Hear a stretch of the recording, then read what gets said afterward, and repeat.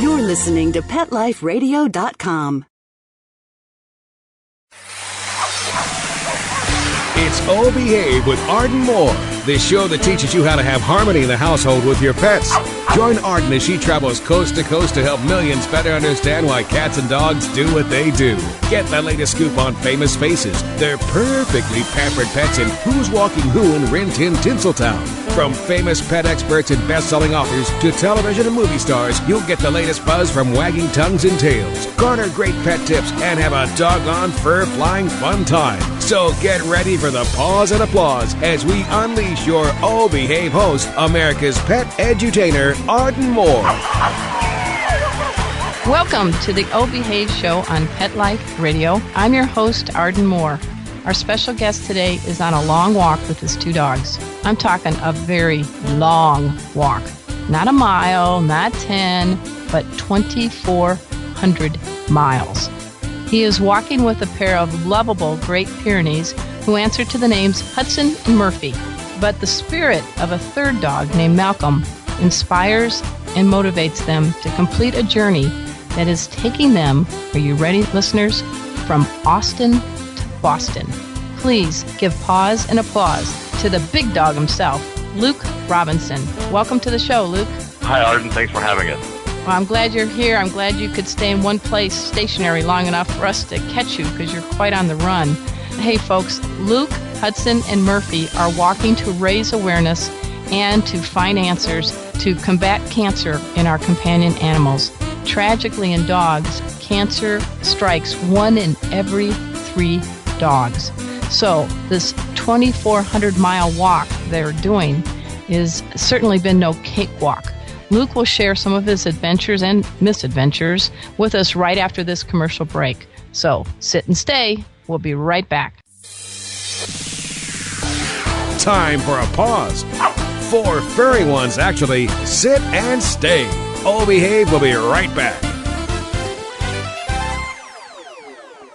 Pawfume Dog Grooming and Finishing Spray is proud to be a new sponsor of Pet Life Radio. Pawfume's super long-lasting sprays are available in 4 unique fragrances. Each Pawfume spray is fortified with the finest conditioners and detanglers to make combing out your dog more fun. Pawfume retails for only $2 per 6-ounce bottle. Pawfume is available nationwide at all Dollar General and Family Dollar stores. Why pay more to have your dog smell great?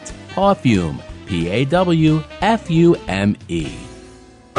It's time for school for you and your friends, your furry best friends. Train your dog the fun and easy way with Teacher's Pet Sessions. Teacher's Pet host Pia Silvani teaches you step-by-step how to train your dog the fun and easy way. You get 8 30-minute live audio training sessions, complete transcripts of each session, plus a basic training manual to get you and your dog off to a great start. Training begins the moment you bring your dog home. Teacher's Pet Sessions offers positive reinforcement training to shape your dog's behavior and encourages upbeat, enthusiastic responses to ensure that your dog will enjoy learning.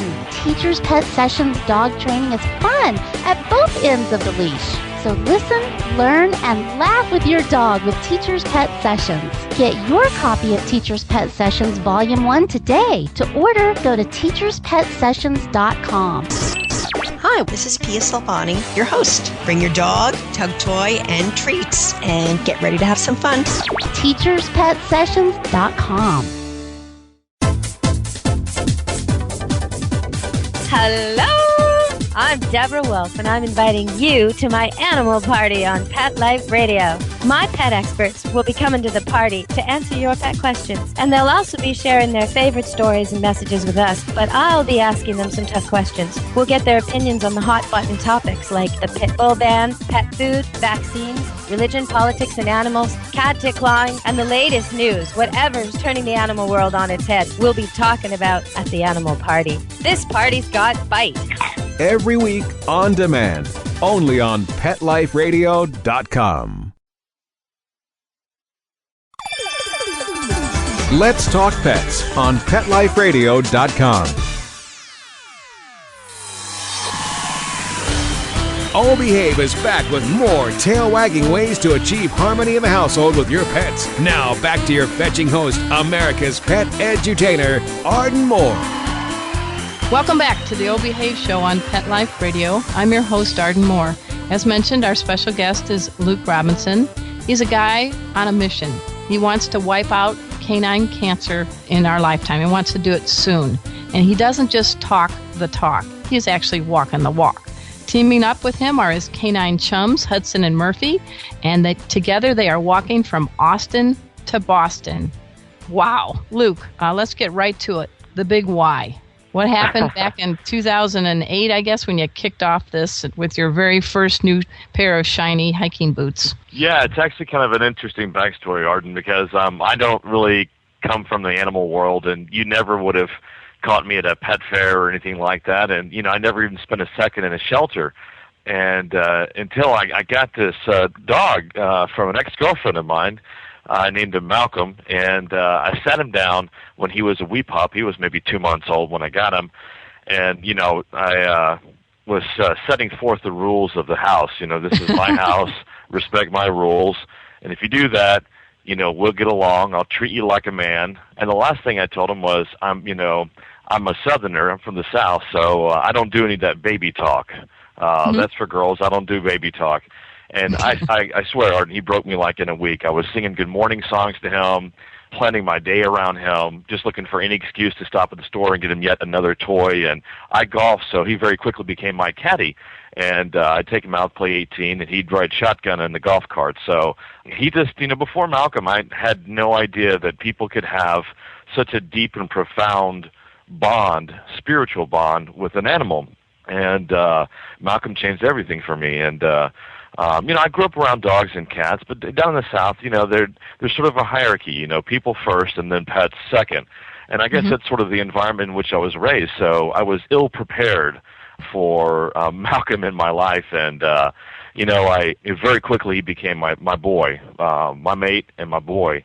And I read everything I could. I was a typical, unprepared dad. I realized, oh my God, I have no idea, how to take care of Malcolm. So I had to, read all the books and talk to some of the experts and vets and find out, what are the best things to do. And I very quickly learned at the time the foods to purchase, which chews to give them, which treats not to give them, and I did more than the average parent. I think Malcolm was my boy. In fact, I mothered him. A lot of people in my life felt like I was kind of his mother rather than his dad. So, and in 2004, he was diagnosed with osteosarcoma, which is bone cancer.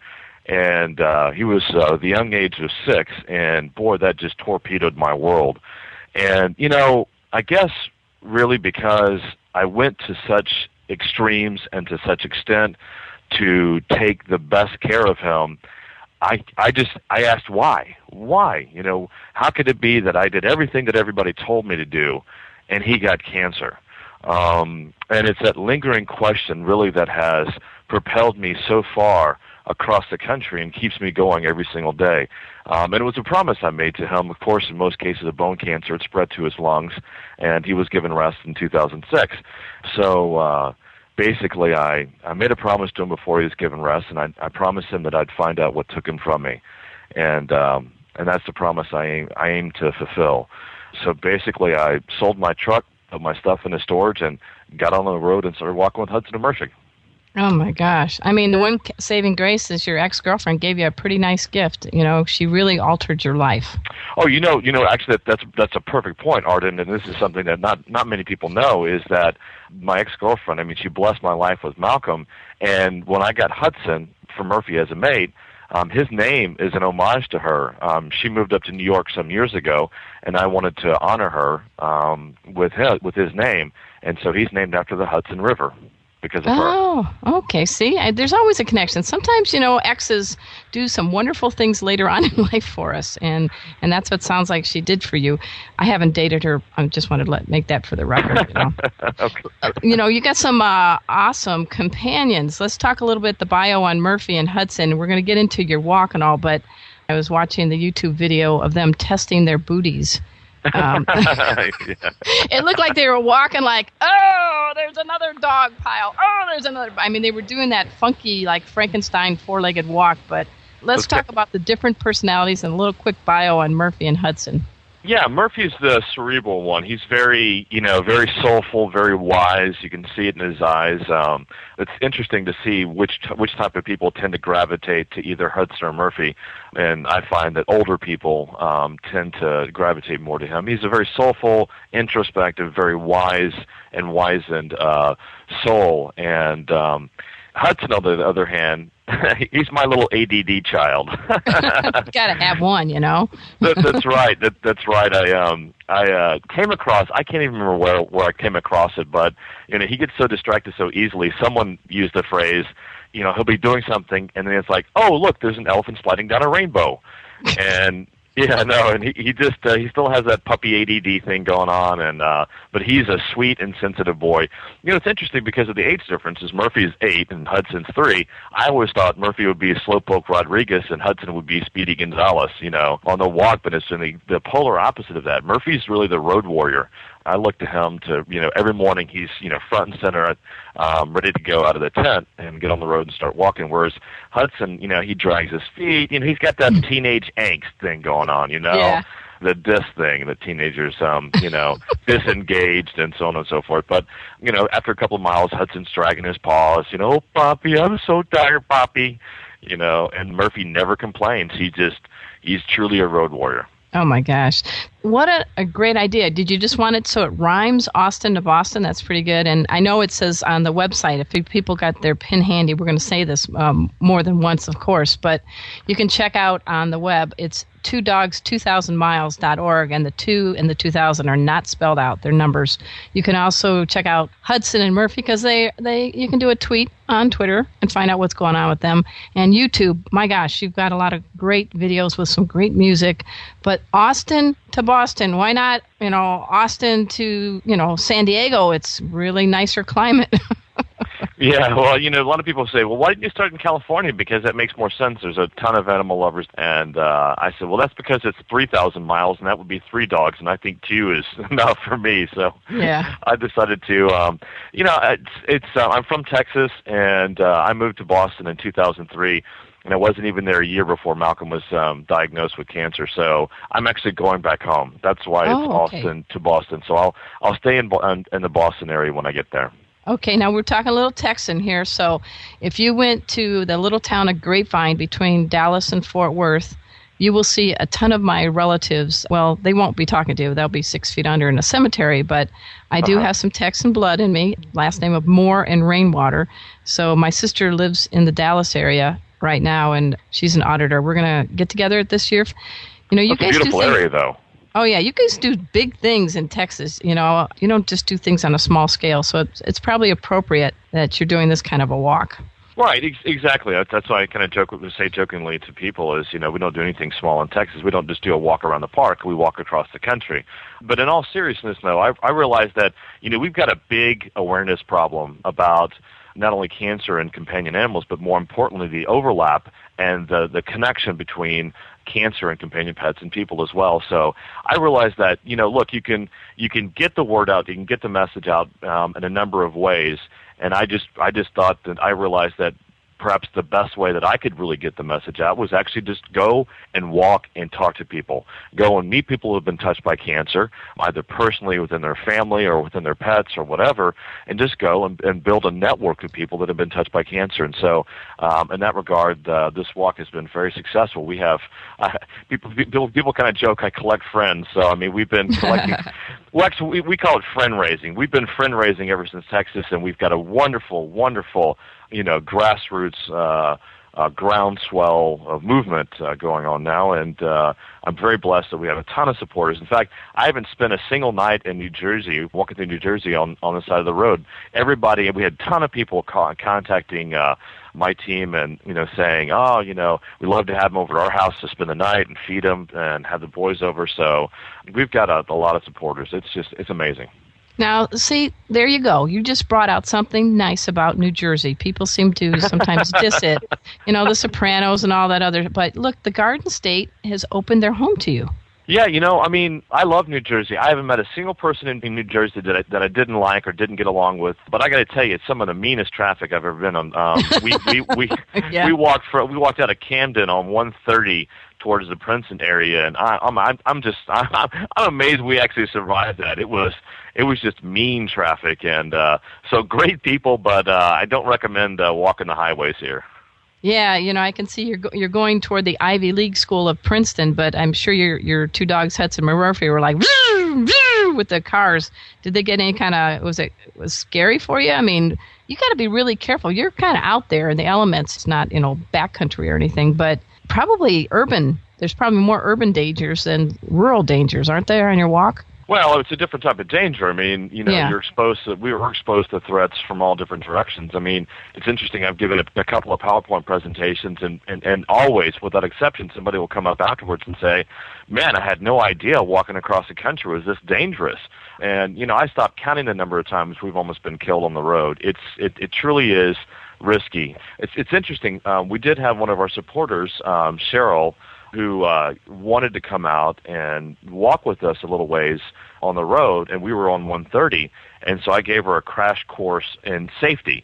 This is not walking in a park. It's not about, look at the pretty sights. This is serious business. I mean, you're within feet of supersized semis coming at you 70 miles an hour, and it's dangerous and deadly out there on the road. And, she's the nicest person in the world. She had this, before she actually got out there and started walking, she had this romantic, sort of image of what it's like to be walking across the country. And she made it about 200 feet, I think. And she said, no thanks. I'm done. See ya. See ya. Right. See ya, Boston. I swear to God, she was petrified. She was like ashen white. She was so scared. Bless her heart. Well, I'm kind of glad she knew it right away, because it would have been terrific. But what are some of the rules of the road that you, Hudson and Murphy, have learned to keep yourself from, being on the front grill of a semi? Well, you're right, exactly. I mean, my day is, 100% anticipation and planning, because dangers can come at you so quickly, and you can very quickly get into trouble. I'm always anticipating. I can't tell you how many roads between Tennessee and Ohio that were 2-lane country roads, and they were windy, curvy, up and down, literally no shoulder at all. Basically maybe a foot of shoulder, if that, and no easement at all, no grass, or you'd be like a cliff, a rocky cliff, or a crevasse or something. And so you have these big trucks that come at you around a corner at 60, 70 miles an hour, and you literally have a fraction of a second to act and react. So that's rule number one, is always be anticipating the danger. So when I know that I have limited line of sight because we're coming around a corner, I have Hudson and Murphy short-leashed, ready to go if I have to push them off a road at an instant. So that's probably the most important rule of the road. And second is just always be risk averse. I'm not out there hot dogging it. I have to carefully calculate any risk that I take. That would be another important one. And another one, of course, is don't play chicken with cars, because you're probably going to lose. Yeah, I think so. I'm looking at you. You said you're about what, 6'2", 200 pounds ish. You said on one of your videos. I am too. No, I'm just kidding. But your dogs are not little dogs, and I think Murphy's about 110, 12 pounds. A little less than that. He's about a C-note plus some, maybe. Okay, and what about Hudson now? He's around 70, I think, or 65, 70, I think was last time I weighed him. He's bulking up a little bit. Okay, so even if you are the great, Terminator, and you have muscles of steel or whatever, how are you making sure that these dogs are, do they ever decide to go two different ways at one time, and are they pretty mellow when they're walking with you? Or I see you on the long blue leashes with them. Yeah, that's a great point. And you have to, before you even get on the road, here's a lesson before you even get on the road. We have to have a working relationship, establish that working relationship before you even get on the road. So, and you also have to have a system of communication. You have to have commands. I mean, you're a team. We are a team out there, and we have to work together constantly. So the way that we work together is our our positioning is we walk against traffic. I'm sure you know that. So right. So I'm closest to traffic, so I'm on the right side, I guess. Then it's Hudson, and then it's Murphy, and that's kind of our marching structure. So anyway, I think that when people ask, what did you do to train for this and prepare for this, primarily what I spent my time on is developing this system of communication and collaboration, really developing it kind of like any mushing team would do, is build up a working relationship. And so I can say, 100% Hudson and Murphy and I have a wonderful working relationship. So when we first start out walking, Hudson will start pulling and he'll want to smell smells, but in about 10, 15 minutes on the road, they know it's work. It's all business, and that's what we do. Okay. No playtime. Okay. We're speaking with Luke Robinson. He, with his dogs Hudson and Murphy, are literally walking from Austin to Boston to help raise awareness to combat cancer in all of us, our companion pets and us. We're going to talk to him more right after we pay for this show by taking a commercial break. So sit and stay. We'll be right back. Time for a walk on the red carpet, of course. All Behave will be back in a flash, right after these messages. Give your dog some thought with Dog Thoughts. It's the iPhone application that everyone's talking about. Hey, what do you think of this? A man in Davis, California says he's invented an application for the iPhone that claims it can read your dog's mind. Huh? No, it's true. I read about it on my cat's Twitter page. That's why. Jay Leno talked about it, CBS reported on it, and now you can see what all the buzz is about. Created just for dog lovers, Dog Thoughts makes taking photos of your furry best friend more fun. Shake your dog and read his mind. On your iPhone, of course. Take a pic of your pup, shake your phone, and watch as his thoughts appear on the screen. Does he have a bone to pick with you, or is he having a tail-wagging day? Get your Dog Thoughts iPhone app today. Just 99 cents. Go to PetLifeRadioPromotions.com. That's PetLifeRadioPromotions.com.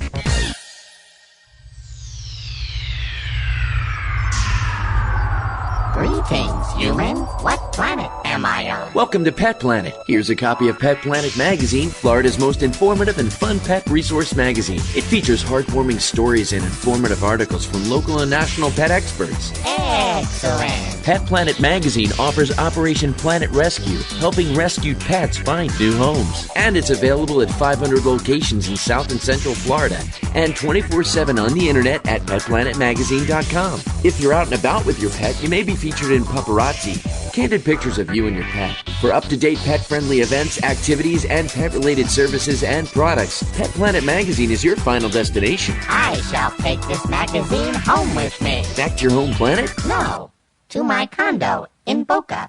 Pet Planet Magazine. Check them out at www.petplanetmagazine.com or 352-394-8578. It's out of this world.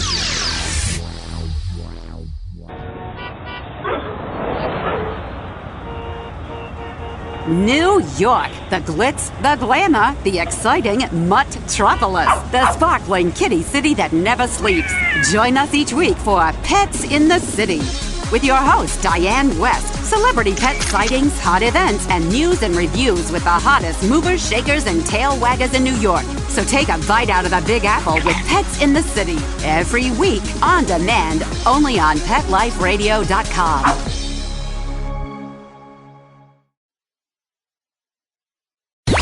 Let's talk pets. Let's talk pets On Pet Life Radio. Pet Life Radio.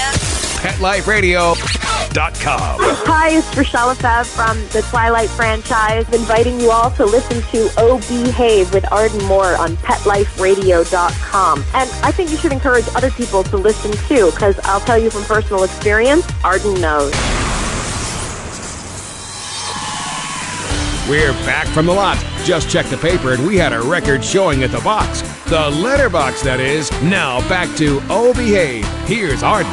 Welcome back to the Oh Behave show on Pet Life Radio. I'm your host, Arden Moore. Our very special guest is Luke Robinson. He and his dogs, Hudson and Murphy, are walking from Austin to Boston. You can check out them on YouTube, Facebook, Twitter. I'm going to have you, Luke, give all those wonderful things. And they have a website.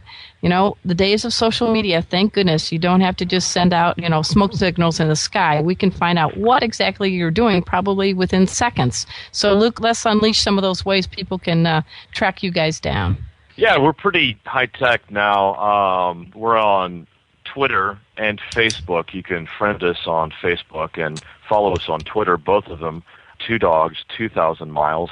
I was an early fan of Twitter, but now that they're really strict in limiting the tweets and whatnot, I find that Facebook is a much better way for me to communicate the daily goings on, because I guess I'm just not, I don't know, I'm from a different generation. I can't condense some of the cool, neat things that are going on the road in 120 characters or less, or 140, whatever it is. I know.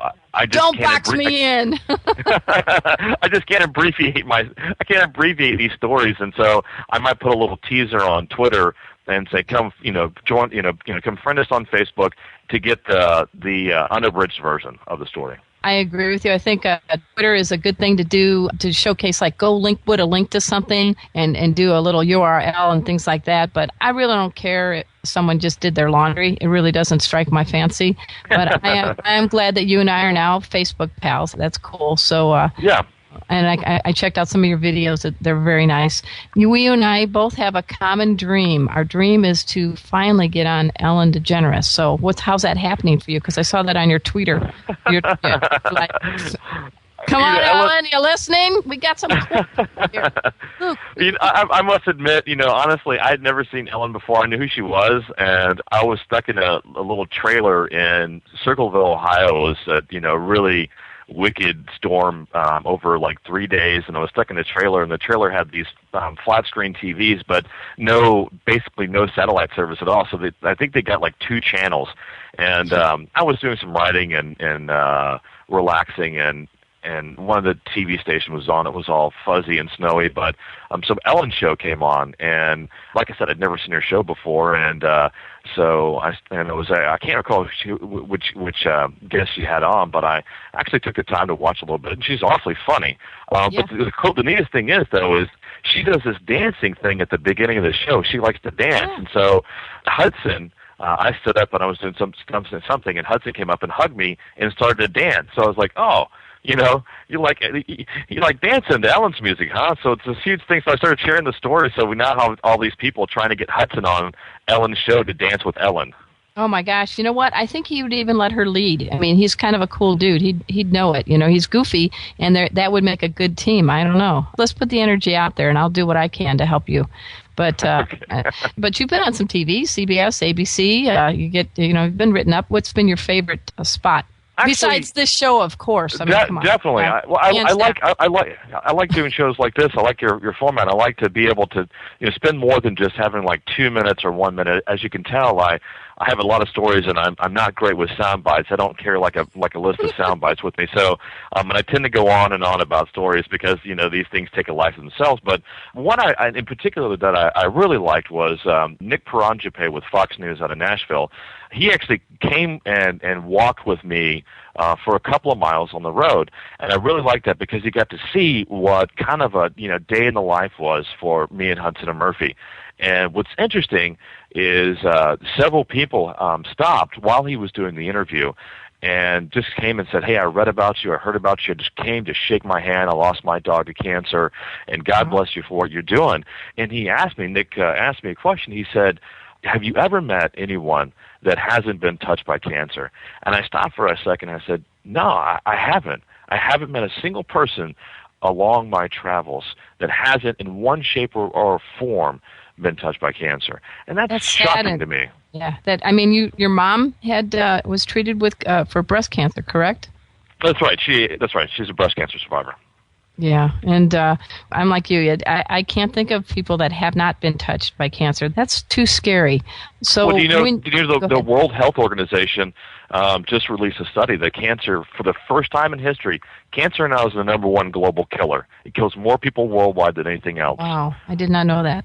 So how are you, are you teaming up with, I know the Morris Animal Foundation and some other great organizations are doing some cancer awareness. Have you guys teamed up in that regard? Or if not, I could connect you to them because they're the ones that do a lot of funding of grants and research into companion animals and wildlife on cancer research. I didn't know if you're aware of them. Yeah, I do know Morris, and they're doing some great work. There are a number of organizations out there that are doing some wonderful work. There's the Animal Cancer Foundation, Gary Post out of Connecticut I hope to meet with. I spent a lot of time meeting with oncologists and going to institutions. Like, for example, I was in UPenn when we were walking through Philly, and I took some time off to go visit UPenn and see what sort of wonderful research they're doing in comparative oncology. And they've got some great studies. So, like I said at the very beginning of the interview, is I don't come from the animal world. I'm not a veterinarian. So this is a learning experience for me. I'm trying to really put wrap my arms around, even as this walk nears the end and going forward, what's the biggest need and how can I provide the most help with my efforts. So this walk is really only the first step of my lifelong commitment towards eradicating cancer. What was your day job prior to all this? Oh, I have a BBA in finance and accounting from the University of Texas, so nothing at all like this. I was one of those guys that worked 7 days a week, 12 hours a day, and I'm not even close to being the poster child of anything like this. It's kind of funny. People have this conception of me before they meet me that I'm somewhere between, Bear Grylls and Gandhi. And so I think when they meet me, it's sort of anticlimactic. It's like, oh, you're just a normal guy. No, you're Big Dog. That's your name. You're a Big Dog. No, I think it's quite, and I don't know what your hairstyle is right now, man, because your website, you've got long and short, hair down to there. I'm going to sing the hair song. Don't worry, I won't. But you got all different hairdos too. I don't know if the doggies do hairdos too, different ones or not. Well, I'm doing this for a reason. I can't wait to cut my hair. I was in Memphis and I was about to get a haircut, and one of our supporters turned me on to Locks for Love. And I had no idea what Locks for Love is, and I looked into it, and I was thinking, why don't I just grow my hair out while I'm walking, and when I get to Boston, just ceremoniously cut it off and donate it to their organization, or, whichever organizations are taking, creating hair prosthesis. That's a hard thing to say. Say that 10 times fast. Prostheses or... Don't worry. It's too hard, this isn't a radio for show. Texans to say that. Okay. But anyway, so I decided to go ahead and let it grow it long, and when I get to Boston, I'll cut it. How long is it now? Right now?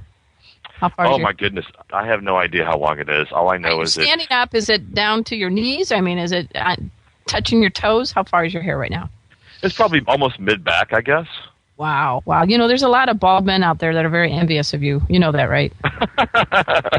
Okay. Wow, that's pretty incredible. Now you started this walk, I believe, in March of 2008. Is that correct? That's right. Okay. Been on the road over a year and a half. Yes, ma'am. Oh my gosh. When is the date, your target date to land in Boston? June-ish, actually. We want to do we're going to do probably close to a week of events once we get to Boston. So we wanted to do it in a time where we could do outdoorsy things. And, in New England, that's, yeah. End of May at the earliest. So we get to slow it down now. We have probably 200 plus more miles to go. But I'm going to take a couple of weeks off for the holiday and go back to Texas to see my folks and my family. Then I'll be transported back up here, and we've got a lot of events still planned for in the New York area and the Jersey area, and then we'll start making our final push, I guess, in around February-ish. And but we get to take a little bit more time, go a little slower now, and do more events. Now, on your site, I love Puppy Up, those bracelets. There's some other things. So what are some things that people can do if they're chicken like Cheryl and they don't want to walk with you? What are some things they can do to help raise some money to help this cause? Yeah, we have a whole line of Puppy Up merchandise that's for sale on our website. You can go and you can make a memorial donation. We're on shirt number 5. We just printed out shirt number 5 and it has over 500 names. All of the names are dogs, and some cats, actually, that were lost to cancer. And so the memorial shirt is a real point of pride to me. I wear the memorial shirt every single day I'm on the road. And Malcolm was just the inspiration to get this started, really for me to take the first step. But what keeps me going are all the names on my memorial shirt. So I'm like a walking memorial. So for $25, you can make a donation. We are going to do one more memorial shirt before we get to Boston, number 6. So I think we'll probably be taking memorial donations probably till maybe February or March. And then we have calendars. We just came out with our 2010 Cancer Can't Keep a Good Dog Down calendars. That's for sale. But really, to tell you the truth, like I said, I mean, those are just ways to help pay for the cost of the walk, and for us to be able to do some of these amazing events, education and awareness events. But the biggest way that you can help right now is friend us on Facebook and follow us as we continue our mission to Boston, because this is only, like I said, the first step in phase 1 of my lifelong commitment. And so phase 2 will be much bigger, and that's really we're going to need, people to pitch in and help out, because we've got big plans. Well, I definitely hope that we can continue our journey together, either over the airways and hopefully meet in person, because I'd love to keep getting the word out. So I'm warning you or making you excited that you might be getting a call from me again. I think your folks have known that I'm editor-at-large, which is so funny title because I'm only 5'1.5" of Fido Friendly. So we want to do something there. I do a little e-newsletter called Ardmore Knows Pets, and I definitely want to share your story, because the more we can get word out, you never know. There could be one thing that could just really make a breakthrough in cancer for all of us. That's right. So reaching out is probably the best way to do it, right? That's right. It really all begins with this foundation of this grassroots foundation of this network of people that we're building. I mean, that's where it begins, and that's the most powerful part of this story. Okay. Now, give us something that was chilling and something that was just delightful for you, Murphy and Hudson, so far on your trip. What really has just tickled you and I hate to say it, but terrified you? Let's go with whichever emotion you want first. Well, let me. Yeah, I'll go with the bad thing first. This walk almost ended in Ohio. It was a really rainy spring and summer in the Ohio area, and it was like one of the worst tick seasons that anyone could remember. It got so bad as we were kind of moving across the eastern part of Ohio that I picked 120 ticks off of Murphy within 2 days. I had to carry a tick bag around, and I'm sure as you can imagine, what Hudson and Murphy would bring the ticks into our tent, and so at night, I guess because they didn't have to burrow through as much thick fur, they would jump off of Hudson and Murphy and come at me. And so literally I couldn't sleep in the tent. I was waking up every couple of minutes to pick a tick out of my hair or pick a tick off me. And I went through a couple of grueling days like that, and I called my team and I said, guys, if we can't solve this problem, this walk is, I can't take another month of this. I can't get any sleep. Plus, ticks carry some of the deadliest diseases out there. Absolutely. And it just so happened that I put we did a blog about this, and one of our supporters found out and recommended a company, Summit Vet Farm, and their product is Vectra, and contacted them. And so we began applying Vectra 3D to Hudson and Murphy, and instantaneously completely took care of the tick problem. So, but it was exactly. So they really saved the walk. But I mean, I've been through. I mean, we've seen snakes, spiders, semis. Been through, a tornado touchdown about a half a mile away from us. Black bears. We've had pretty much everything, including the kitchen sink, thrown at us. But it's the ticks. I just couldn't stand the ticks. I mean, they're just creepy, I agree. I promise you this: no tick will ever be invited on my show as a guest. How's that? Okay. That's good news. Now, what was something that really just made you just break out and grin? What was something that was just really tickled you that was surprisingly nice? There's so many stories of just acts of kindness that things are done, but one that really stands out in my mind right now that I think was truly an amazing story was I was walking through the Baltimore area. DC and Baltimore were kind of tough areas, and I just days and days and days and of grinding it out, and I got kicked out of a restaurant. I was trying to get some food for Hudson and Murphy and like they didn't want us there and stuff. So it was like a week of like a really tough week walking through the DC and Baltimore area, and I'm sitting outside a Shell station near the Baltimore airport, and this really nice dressed lady came up to me and said, asked me if I needed anything, if I needed any help, and she even offered to look after Hudson and Murphy while I went in to use the facilities. I mean, this woman just out of nowhere just came up, and she was just like, it was just amazing. She almost like an angel. She was so kind and so considerate, and I thought that was wow. I mean, that was just one example of how people have been so amazing and unexpectedly amazing to me. It's something I've learned on my travels is that, something I always have to remind myself is give people an opportunity to surprise you. That's something I keep in my mind. That's a very good note. I'm going to put that down. Give people an opportunity to surprise you. Exactly. Sometimes we try to script things so much, we forget to live in the now, and we forget to be, let others have a role in our lives. That's right.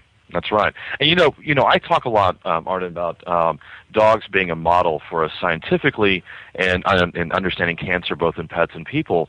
But, they're a much more important model for us in our lives and being human beings.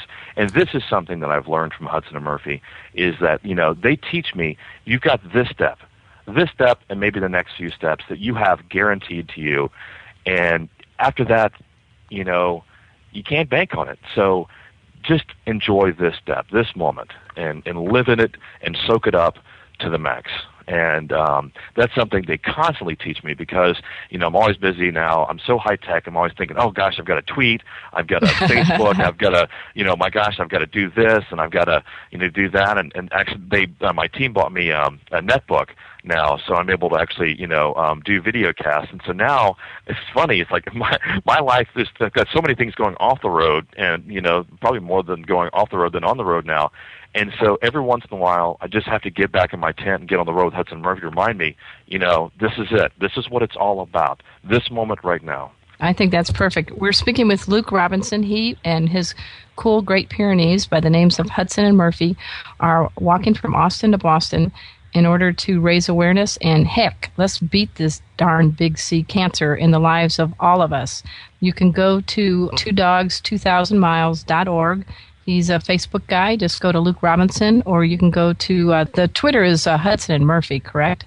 Well, actually, we have a 2 Dogs 2,000 Miles on Twitter, and we have Hudson and Murphy are on Twitter, and they actually have more followers than I do. Well, I think their attitude is pretty funny. I like how Murphy's like, I'm the smart one, and the attitude and the spelling is, I think you were trying to spell scary or snary, and I mean, you've got the whole dog voice down. I mean, I know there are English teachers everywhere that are cringing, but you've got the voice. You got the voice down. I think those little times in the pup tent are really paying off for you. Oh, I don't write for Hudson Murphy, by the way. That's not me. No. Okay, well, whoever it is, I give a big paws up to. Well, maybe they've got opposable thumbs. I just hadn't paid attention to it because they were wearing booties, and I didn't get to see if they had thumbs. But, yeah, I think big paws up because it's a delight. And I found myself reading that, and I'm like you. I don't spend a lot of time on Twitter. Well, that's how it should be, though. I mean, I'm glad they have more followers. I tell everyone, they're the stars of the show. I'm just the guy carrying the luggage. That's all I do, Yeah, it's funny. I was off the road with Murphy. Was off the road for a couple of days the other week, and my team was trying to coordinate media and stuff. And I said, "Look, it's just me out there on the road doing this little stretch on the road by myself, and I can assure you, the media is not going to come out because I'm just some, old, hairy, stinky guy walking across the country. How interesting of a story is that?" I don't know. They made a movie called Forrest Gump. I mean, you never know. You could be Tom Hanks' long-lost son. You don't know. Maybe so. Hey, thank you so much for being a special guest on our show, Luke, and I really hope to have you back on when you're celebrating the final step when you reach Boston. And we're going to keep following you for the next phase because, as you mentioned, this is just the first step. Wouldn't that be awesome if we could just wipe out cancer? That's right. That's my aim and that's my mission. All right. Well, it's a great mission. I'm so glad you're here on our show. Hey, folks, go over to 2dogs2000miles.org. You can find out more about what's going on with Luke and Hudson and Murphy. And just let's all pray for their safety and let them have some delightful adventures on the final stretch of this walk. I also want to give a big paws up to my producer, Mark Winter. He makes this show happen each and every week. And, hey, if you want more of Arden Moore, I invite you all to my new e-newsletter, Arden Moore Knows Pets. Just go to ardenmoore.com and you can click on the paw for newsletters. It's great. We have some good prizes. We salute people like Luke. And Luke, guess what? You're going to be profiled in my next newsletter, so we can give people a shout out to you. That's the whole thing. It's not a Christmas card, Arden, all about Arden. I'm really trying to focus on amazing things that are going on in the world of people and pets. We had a guy who is 16 years old, who is disabled, who's surfing with a dog by the name of Ricochet. And we had them on our show. And his goal in 2 years is to walk across his high school graduation stage to pick up his diploma. So there's amazing powers of people and pets, and we're going to share them with you all the time. So, until next time, this is your flea-free host and tick-free host, Arden Moore, delivering just 2 words to all you 2, 3, and 4-leggers out there. Oh, behave. Coast to coast and around the world, it's Oh Behave with Arden Moore. Find out why cats and dogs do the things they do, and get the latest buzz from wagging tongues and tails in Rin Tin Tinseltown. From famous pet experts and best-selling authors to television and movie stars, you'll get great tail-wagging pet tips and have a fur-flying fun time. All Behave with America's pet edutainer, Arden Moore. Every week on demand. This is the place for a special paparazzi treat. Only on PetLifeRadio.com.